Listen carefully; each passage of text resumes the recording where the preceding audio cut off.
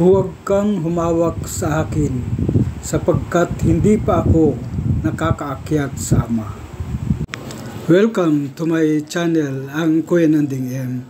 Please like, share, and subscribe.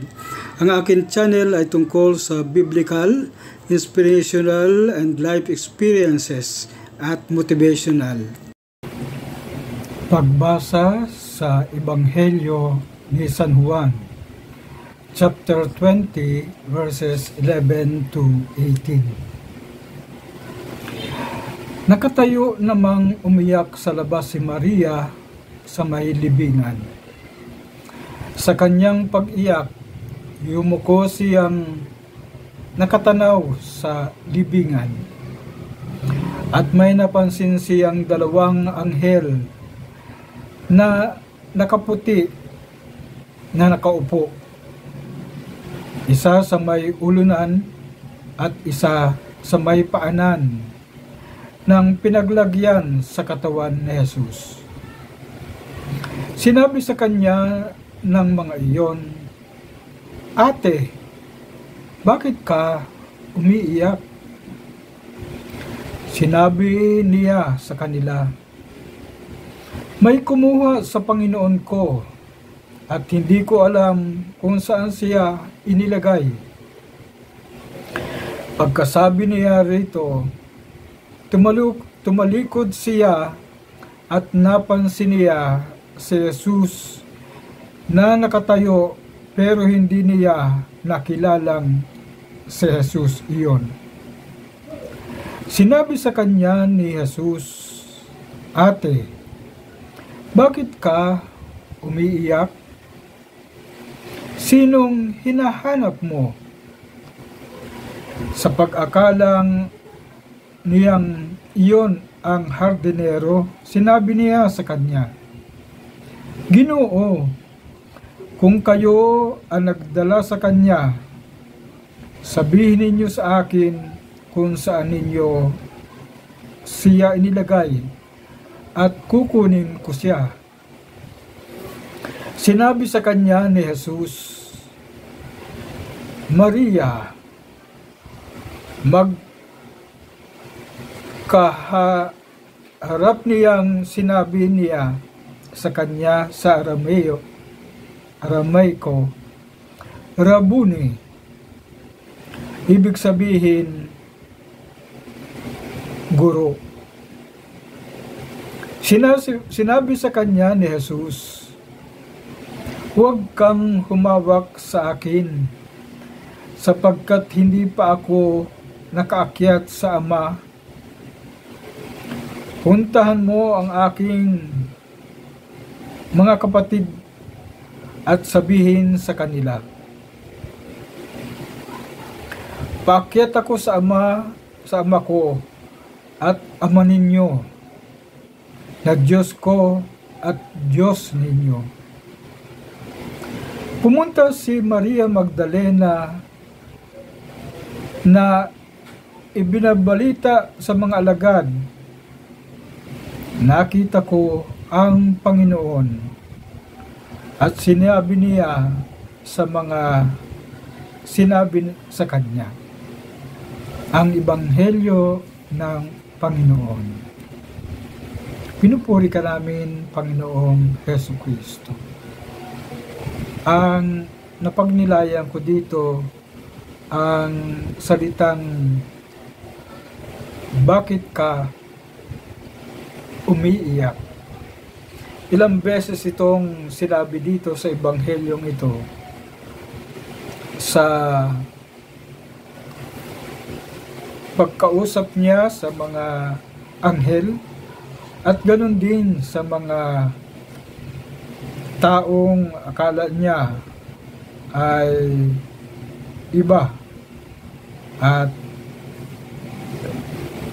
ang sinabi niya ang kanyang damdamin. Dahil sa panahong iyon, sariwa pa sa isipan ni Maria Magdalena ang kanyang nasaksihang karumaldumal na pagkamatay ni Jesus sa krus. Ang pagpako sa Kanya. Nagmamadali ngang inilibing ito dahil malapit na ang Sabat. Ito yung araw ng pamamahinga. Kaya halos wala siyang panahong may makapagluksa. Di ba napakahirap ng iyong mahal sa buhay? Ang iyong idolo ay hindi ka man lang nakapagluksa. Kaya sa mga Filipino culture, napakahaba ng pagluluksa, mga ilang araw, dahil pinapahalagahan nila ang presensya at ang mga huling araw. Pero sa panahon ni Jesus, madalian lang kasi bawal sa kanila ang sa panahon ng Sabat, araw ng Sabat, ay meron silang na ginagawa. Kaya ito ang naging damdamin at saloobin nang dumalaw siya nang madilim pa ang araw ng linggo sa libingan ng Panginoong Hesus. Kaya nga, sino ang hindi iiyak at maghahanap kung sa pagdalaw mo sa libingan ng iyong pinakamamahal ay matagpuan mong nawawala ang bangkay at hindi mo man lang makita o ang pagkaalam mo ay kinuha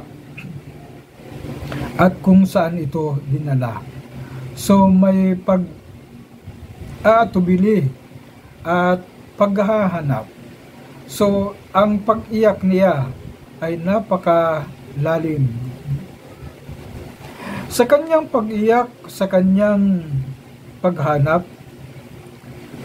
nagpakita sa kanya ang Panginoong muling nabuhay. Natagpuan niya sa kanyang hinahanap at puspos ng kagalakan niyang nawika. Nakita ko ang Panginoon. Iba ko kung bigla ka, ang masasabi mo ay kamangha-mangha, isang milagro, nagpakita sa akin ang Panginoon. Ganon din sa ating buhay, marami tayong pag-iyak at paghahanap. Sa panahong ito, tinatanong din tayo ng Panginoon, bakit ka nga ba umiiyak? Sino ang hinahanap mo? Nawa tulad ni Maria Magdalena, ang ating mga pag-iyak ay ating paghahanap at ay magdala sa atin sa Panginoong muling nabuhay upang makita natin siya at mapuno tayo ng kagalakan ng muling pagkabuhay ng ating Panginoon. So dito po muna tayo magtatapos at God bless po sa ating lahat.